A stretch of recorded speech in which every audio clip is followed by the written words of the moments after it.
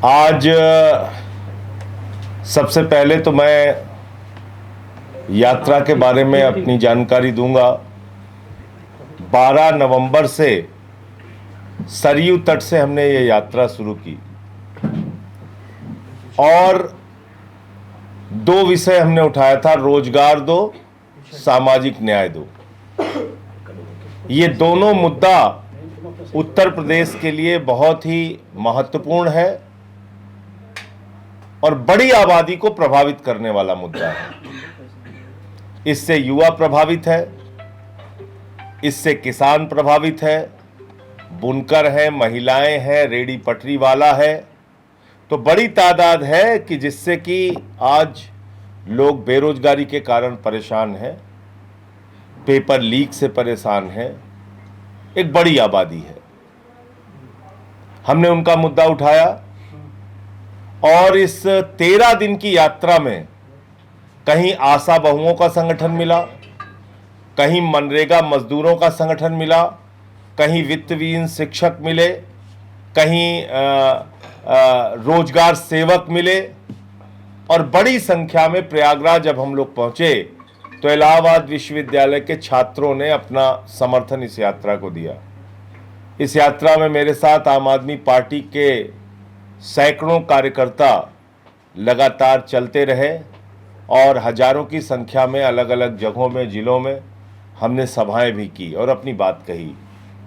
मैं मीडिया के बंधुओं का भी धन्यवाद देना चाहता हूं। उन्होंने इस पूरी पदयात्रा को एक अच्छा स्थान अपने लेखन के जरिए, अपने मीडिया के जरिए दिया। उनका भी आभारी हूं। मैं आभारी हूं उन सभी पदयात्रियों का जिन्होंने इस मुद्दे में हमारा साथ दिया और पूरे 13 दिन हमारे साथ रहे। जिसने 1 किलोमीटर भी हमारे साथ चल के अपना समर्थन दिया, कहीं खड़े होकर अपना समर्थन दिया, फूल माला भेंट करके समर्थन किया, मैं उन सब का आभारी हूं। उन सब के प्रति आभार व्यक्त करता हूं। विशेष तौर से जो प्रयागराज विश्वविद्यालय के, इलाहाबाद विश्वविद्यालय के जो हमारे छात्र थे, उन सब का आभारी हूं। आज हमको ये मुद्दे क्यों उठाने पड़े और क्यों ये पदयात्रा करनी पड़ी? क्योंकि उत्तर प्रदेश में असली मुद्दों पे कोई बात नहीं होती। सरकारी स्कूल बंद हो रहा है, बंद होने दीजिए। अस्पताल के अंदर अल्ट्रासाउंड हफ्ते में 1 बार हो रहा है, होने दीजिए। मोमबत्ती में ऑपरेशन हो रहा है, होने दीजिए। एक्सरे कागज पे हो रहा है, होने दीजिए। यानी अव्यवस्थाओं को लेके कोई मुद्दा है ही नहीं है। पेपर लीक हो गया, होने दीजिए। नौजवान सड़क पे उतर के आया, लाठी मार के इनको किनारे कर दीजिए। और ज्यादा बोले तो मुकदमे लिख दीजिए, और ज्यादा बोले तो एनएसए लगा दीजिए। ये जो रवैया है कि एक तो आपको गुनाह पे गुनाह करना है और गुनाह को ढकने के लिए नकली मुद्दों को सामने लाना है और असली मुद्दों को दबाना है। इसलिए हमने ये प्रयास किया पदयात्रा का कि बेरोजगारी मुद्दा कब बनेगी, सामाजिक न्याय मुद्दा कब बनेगा। आज उत्तर प्रदेश में जिस प्रकार की घटनाएं हो रही हैं, कहीं एक बुजुर्ग को पासी समाज के उसको मंदिर में पेशाब चटवाई जाती है, कहीं कथावाचक का सिर मुड़वा दिया जाता है, कहीं हरिओम वाल्मीकि की मॉब लिंचिंग करके हत्या कर दी जाती है, कहीं सीआरपीएफ के जवान को घोड़ी पे नहीं चढ़ने दिया जाता है। अभी एक दृश्य मैंने देखा, एक कोई दलित समुदाय का व्यक्ति था, वो घोड़ी पे बैठ गया, शादी में जा रहा था, पूरा उसको पूरा एकदम इकट्ठा होकर धक्के मार मार के उसको पीछे कर रहे हैं। ये कौन सा समाज हम बना रहे हैं? मुसलमानों के खिलाफ नफरत फैलानी है, बुलडोजर चलाना है, उनकी दुकान मकान तोड़ना है, लेकिन प्रचार मुसलमानों का करके व्यापारियों को भी नहीं छोड़ना है, उनकी भी दुकान तोड़नी है। दलितों की झोपड़ी भी नहीं तोड़ना है, उनकी दुकान भी तोड़नी है। रेडी पटरी वालों को भी नहीं बख्शना है, उनकी भी दुकानें तोड़नी है। तो मैं सबका आह्वान करता हूं कि जिस प्रकार से 13 दिन की इस यात्रा में अपना समर्थन आप लोगों ने दिया, मैं सबसे अनुरोध करता हूं, विनती करता हूं कि ये अभियान हमारा यहां पे खत्म नहीं हो रहा है। रोजगार दो, सामाजिक न्याय दो का ये अभियान 8 चरणों में चलेगा, यानी कि ये पद यात्राएं 8 चरणों में पूरे उत्तर प्रदेश में होंगी। रुहेलखंड में भी होगी, बुंदेलखंड में भी होगी, ब्रज प्रांत में भी होगी, पश्चिम प्रांत में भी होगी, पूर्वांचल प्रांत में भी होगी, अयोध्या प्रांत में भी होगी, काशी प्रांत में भी होगी। तो ये अलग अलग उत्तर प्रदेश के जो हमारा प्रांत है, वो जो हमने अपने सांगठनिक ढांचे में बनाया है, उन सभी प्रांतों में 8 प्रांतों में ये पदयात्राएं रोजगार दो और सामाजिक न्याय दो की पदयात्रा होगी। और उसकी एक तारीख आप लोगों के सामने मैं आज ऐलान करना चाहता हूं। 25 दिसंबर से लेके 29 दिसंबर तक रामपुर, मुरादाबाद और अमरोहा, ये 3 जिलों को कवर करते हुए हमारी रोजगार दो और सामाजिक न्याय दो की पदयात्रा होगी। इन 3 जिलों के अंदर जो भी वहाँ के लोग हैं उनको हम जोड़ने का प्रयास करेंगे। आसपास के गांवों के लोग, बाज़ारों के लोग, वहाँ के शहरी, वहाँ के नागरिक, उन सबको इस मुद्दे से जोड़ने का काम करेंगे। और आह्वान मैं करता हूँ, अपील करता हूँ कि जो लोग इस बार की पदयात्रा में पीछे रह गए, किसी कारण से शामिल नहीं हो पाए, तो अभी आपके लिए 8 चरण है, मौका है। और पहला, अब अगला मौका जो है आपके लिए वो 25 दिसंबर से 29 दिसंबर तक है। उसमें आप शामिल होइए। और उसके लिए भी जो हमारा मिस्ड कॉल नंबर है 7500040004 7500040004 इस नंबर पर आप मिस्ड कॉल देके अगली यात्रा के लिए 25 दिसंबर से लेके 29 दिसंबर तक जो यात्रा चलनी है, उस यात्रा के लिए अपना नाम पंजीकृत करा सकते हैं, रजिस्टर्ड करा सकते हैं। कई लोग तो यात्रा में मिस्ड कॉल नंबर के माध्यम से जुड़े, यानी कि उन्होंने मिस्ड कॉल दिया, हमारे ऑफिस से कॉल गई और वो लोग जुड़े। कई लोगों ने, मैंने देखा कि सोशल मीडिया पे इसका बहुत सपोर्ट किया, सोशल मीडिया को बहुत अच्छा समर्थन उन्होंने अपना सोशल मीडिया पे पोस्ट वगैरह डाल के दिया।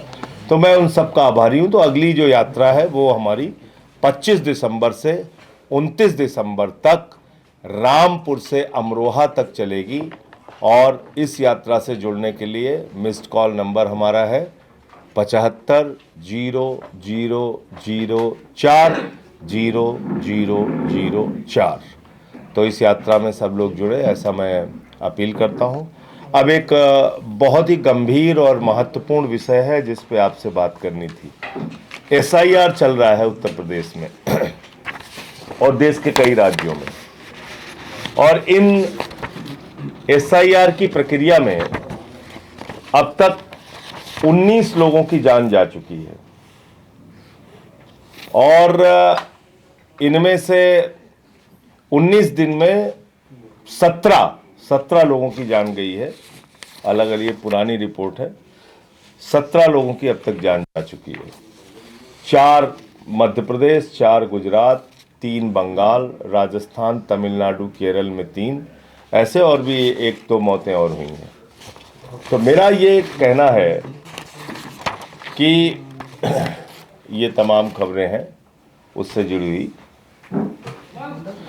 कि आप SIR करा रहे हैं या गन पॉइंट पे, कनपटी पे बंदूक लगा के मोदी जी का एजेंडा पूरा कर रहे हैं। आप किस लिए चुनाव आयुक्त बने हैं?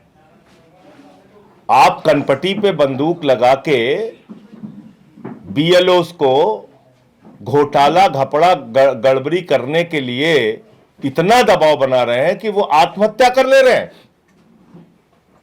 अपनी जान तक दे दे रहे हैं। इनकी मौतों के लिए जिम्मेदार कौन है? कौन जिम्मेदार है इस घटना के लिए? सीधे तौर पे इस देश के मुख्य चुनाव आयुक्त अज्ञानेश कुमार जी जिम्मेदार हैं।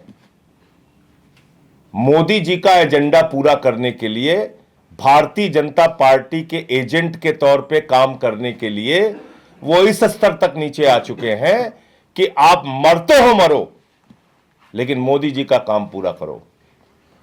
मरते हो मर जाओ, लेकिन बीजेपी का काम पूरा करके दो। ये काम हो गया चुनाव आयोग का। उत्तर प्रदेश में 563 लोगों को एसआईआर का शिकार बनाया गया अब तक, जिसमें से 181 आंगनबाड़ी हैं जिनको टर्मिनेट कर दिया, पूरी तरीके से उनकी नौकरी खत्म कर दी। इतनी तानाशाही में मत रहिए। कितनों को सस्पेंड कर दिया, कितनों को नोटिस दे दिया।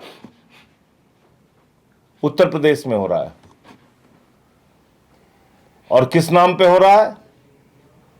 कह रहे हैं साहब हम एसआईआर कर रहे हैं, इससे घुसपैठिया भगाना है। अब घुसपैठिया भगाना है तो बिहार में कितने नाम काटे आपने? 80 लाख। इसका मतलब 80 लाख घुसपैठियां हैं बिहार में। तो एक सागर वैद्य नाम के, मैं अगर नाम सही बोल रहा हूं, रिटायर्ड आईएएस हैं बिहार में, पति पत्नी दोनों का नाम काट दिया। विद्यासागर, पति पत्नी दोनों का नाम काट दिया। तब तो वो बांग्लादेशी हो गए, उनको डिटेंशन सेंटर में रखा जाएगा। तो ये 80 लाख लोग अब बिहार में जिनके जिनके नाम काटे गए हैं, सब तो घुसपैठिया है। अब इनको बांग्लादेश भेजोगे तुम। मतलब खुलेआम सीना ठोक के बेईमानी हो रही है इस देश में। इतने दिन से आप लोग पत्रकारिता कर रहे हैं, कभी आपने सुना 60-60 हजार लोग एक विधानसभा में वोट काट दिए जाए? सारी विधानसभाओं की लिस्ट पढ़िए आप, वहां पे पूर्णिया से लेके मोतिहारी तक, कहीं 60,000, कहीं 55,000, कहीं 50,000। क्या चुनाव हुआ है बिहार में? यही घपला आप उत्तर प्रदेश में करना चाहते हैं, गन पॉइंट पे, कनपट्टी पे बंदूक लगा के। ऐसी तानाशाही मत करो ज्ञानेश कुमार जी। संसद का सत्र आने वाला है और सरकार का जीना हराम कर दूंगा। मैं कहना चाहता हूं, जीना हराम कर देंगे हम लोग। ऐसी गुंडागर्दी मत करिए आप लोगों को मार रहे हैं। मैं मांग करता हूं, ये 17 बीएलओ जो मारे गए हैं अब तक, हत्या का मुकदमा ज्ञानेश कुमार के खिलाफ होना चाहिए। इनकी हत्या की है उन्होंने, ये उनके दबाव के कारण मरे हुए लोग हैं, अपनी जान गंवाने वाले लोग हैं। 1 महीने में क्यों चाहिए आपको सारी डिटेल? ये एसआईआर का फॉर्म है, अभी आप लोग पत्रकार हैं, अभी आपको दे दिया जाए, इसको भरने में 3 दिन लगेगा आपको। एसआईआर का ये फॉर्म है, और एसआईआर के फॉर्म में इतनी सारी आपने डिटेल मांगी और कह रहे हैं 1 ही महीने में सब पूरा करके हमको दे दो। कब चुनाव है उत्तर प्रदेश का? 2027 के फरवरी मार्च में चुनाव है। करीब करीब 1.5 साल अभी चुनाव बचा हुआ है। आपको 1 महीने में ही सारी डिटेल चाहिए। कहते 2003 में भी हुआ था। कितने बड़े झूठे हैं ये ज्ञानेश कुमार, कितना बड़ा झूठा आदमी है। 8 महीने लगे थे उस एसआईआर को, और वो भी एसआईआर के नाम से नहीं था, आईआर था। वो गहन पुनरीक्षण था। वो ये विशेष गहन पुनरीक्षण कर रहे हैं 22 साल के बाद। इसमें विशेष जोड़ दिया इन्होंने। और उस वक्त जो आईआर हुआ था, उसमें जो घर का मुखिया कह देता था, जो डिटेल मिल जाती थी उसको मान लेते थे। अब फॉर्म पकड़ा दिया, फॉर्म भरो। यादव हो 12 वोट है 3 फॉर्म देंगे। मुसलमान हो 18 वोट है 5 फॉर्म देंगे। पासी समाज के लोग हैं जो लोकसभा में विपक्ष को दिए थे, ठीक है 5 वोट है 1 फॉर्म ले जाओ। कुर्मी समाज के लोगों ने वोट नहीं दिया था लोकसभा में, चलो इनके घरों में कम फॉर्म भेजो। ये होगा, और हो रहा है, देख लीजिए, पता कर लीजिए हो रहा है कि नहीं हो रहा है। मेरे एक मित्र हैं, उनके घर में 3 वोट है, 2 फॉर्म दिया है। मेरे मित्र हैं, 3 वोट है। ऐसे हर जगह हो रहा है। तो इतना बड़ा घोटाला हो रहा है, खुलेआम घोटाला हो रहा है, फिर चुनाव का क्या मतलब रह जाएगा? इतने बड़े पैमाने पे अगर घपला हो रहा है उत्तर प्रदेश में। एसआईआर एक बहुत बड़ा चुनावी घोटाला है और आने वाले संसद के सत्र में इसके खिलाफ मजबूती से हम लोग लड़ाई लड़ेंगे, सरकार को चैन से नहीं बैठने देंगे। और इस प्रकार का एसआईआर ये नौटंकी है, कोई घुसपैठिया आपको नहीं पकड़ना है। 80 लाख अगर घुसपैठिया है बिहार में जिनके नाम आपने काटे हैं, फिर तो प्रधानमंत्री को इस्तीफा दे देना चाहिए, गृह मंत्री को चुल्लू भर पानी में नाक रगड़ लेनी चाहिए, उनको अपने पद पर रहने का अधिकार नहीं है। विदेशी नागरिक मात्र 315 मिले पूरे बिहार में, जिसमें 78 मुसलमान थे, बाकी नेपाल के हिंदू थे। आप झूठ बोल रहे हैं, देश के लोगों को गलत जानकारी दे रहे हैं। बताइए ना कितने विदेशी नागरिक मिले आपको पूरी प्रक्रिया में बिहार में। आप बोल नहीं सकते, आपकी हिम्मत नहीं है, क्योंकि आपके मन में एक चोर बैठा हुआ है, घोटाला करने वाला। तो इसलिए ये बात भी आपको बतानी थी कि ये सारी जो बीएलओस की मौतें हुई हैं, इसके लिए सीधे तौर पे ज्ञानेश कुमार जिम्मेदार है। और एसआईआर जब यहाँ पे चुनाव 1.5 साल के बाद है, तो एक ही महीने में आपको सारी डिटेल क्यों चाहिए? क्योंकि आपको गड़बड़ी करनी है। 3 महीने में क्यों नहीं कराते? 4 महीने में क्यों नहीं कराते? क्यों नहीं 8 महीने फिर लेते तुम? क्यों सब कुछ इतनी जल्दी चाहिए तुम्हें? तो ये बात मुझे कहनी थी। सर, प्रधानमंत्री और जो है अयोध्या पहुंचे हैं, जो भगवा कलर लहराया गया है, वो कहा कि जो पहले ही अयोध्या था, अब अयोध्या में जमीन आसमान का फर्क हो गया। देखिए, जमीन आसमान का फ़र्क हुआ है। और आप जाइए वहाँ पे, मुझे लोग मिले थे, किसान वहाँ पे आए थे, उनसे अयोध्या डेवलपमेंट अथॉरिटी ने 1 लाख रुपए विस्वा में ज़मीन, 4 लाख रुपए विस्वा में ज़मीन ली, और वही ज़मीन लोढ़ा बिल्डर 1 करोड़ 80 लाख रुपए में बेच रहा है। ट्रस्ट ने 45 लाख रुपए विस्वा ज़मीन ली, और एडीए ने, अयोध्या डेवलपमेंट अथॉरिटी ने 5 लाख रुपए विस्वा जमीन ली। वहां आप धर्म के नाम पे धंधा कर रहे हैं, और हर बार आप ऐसा काम करते हैं जिससे आपकी नीयत पे सवाल उठता है। प्रभु श्री राम के मंदिर का शिलान्यास हुआ, योगी जी गए, उनके साथ आनंदीबेन जी गई, राज्यपाल गई। मोदी जी गए तो उनके साथ भागवत जी गए। भागवत जी कहाँ के राज्यपाल हैं? मोहन भागवत जी क्या है, किस संवैधानिक पद पे हैं? वो मेघालय के राज्यपाल हैं, अरुणाचल के हैं, मणिपुर के हैं। कहाँ के राज्यपाल हैं वो? किस अधिकार से गए वो? उनके साथ तत्कालीन राष्ट्रपति श्री रामनाथ कोविंद जी नहीं गए, क्योंकि वो दलित समुदाय से थे। फिर मंदिर का उद्घाटन हुआ, योगी जी गए, उनके साथ फिर आनंदीबेन पटेल गई, मोदी जी गए, फिर भागवत जी गए। मौजूदा राष्ट्रपति श्रीमती द्रौपदी मुर्मू जी नहीं गई, क्योंकि आदिवासी समाज से हैं। आप ध्वजारोहण करने आप आए, आप ध्वज फहराने आए हैं, आप फिर महामहिम राष्ट्रपति को आपने आमंत्रित नहीं किया। तो ये भेदभाव क्यों है भाई? सांसद जी को नहीं बुलाया, अवधेश प्रसाद को भी। एक पासी समाज से वहां के सांसद हैं, वो भी दलित समाज से हैं, उनको भी आपने नहीं बुलाया। तो आपने टेंडर ले रखा है क्या हिंदू धर्म का? आपको ठेका मिला है?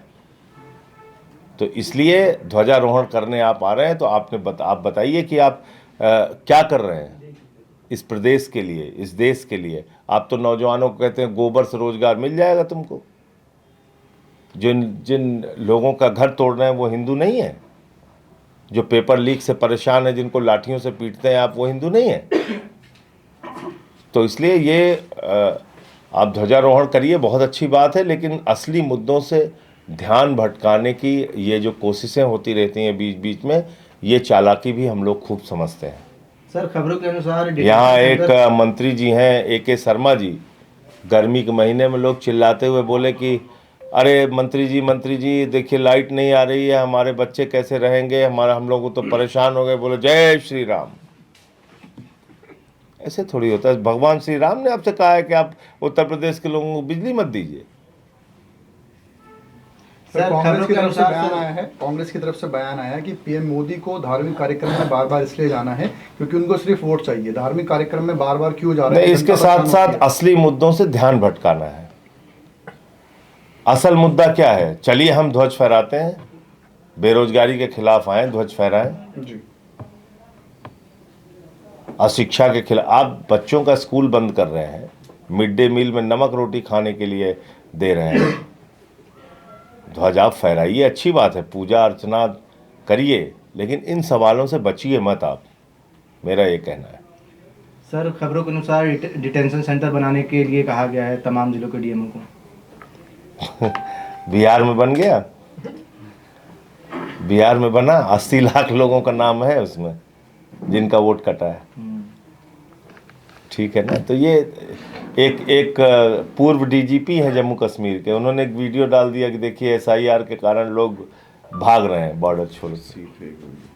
फेक वीडियो, झूठा वीडियो। तो ऐसे ही दुष्प्रचार है। ये अच्छा, कितने बांग्लादेशी हैं उत्तर प्रदेश में? आप लोग तो हैं पत्रकार, बताइए। श्रीलंकनियों को पता होगा कि चलिए वही है। चलिए वहीं देख लेते हैं। चलिए देख लेते हैं। सर कहाँ है? कानून व्यवस्था की बात कही जाए, कानून व्यवस्था इन लोग ये जीरो टेलिंग पे हर आदमी यही कह रहा है कि कानून व्यवस्था बहुत अच्छी है, मगर जगह जगह पर बलात्कार, मर्डर और इस तरह की घटनाएं बढ़ती चली आ रही, मगर कोई अपनी पीठ ठक पा रहे खाली। देखिए, कानून व्यवस्था को लेके योगी जी बहुत बड़े बड़े दावे करते हैं। वास्तविकता क्या है कि आज उत्तर प्रदेश में बलात्कार हो, दलितों के खिलाफ अपराध हो, हत्या की घटनाएं हों, इसमें तो वृद्धि हुई है। आंकड़े बोल रहे हैं, ये आंकड़े बोल रहे हैं। दलित उत्पीड़न के मामले में उत्तर प्रदेश देश का नंबर 1 का राज्य है। तो ये तो आंकड़े बोल रहे हैं, इसको कहाँ छिपा सकते हैं योगी जी? दावे करने से अकेले कुछ नहीं होता।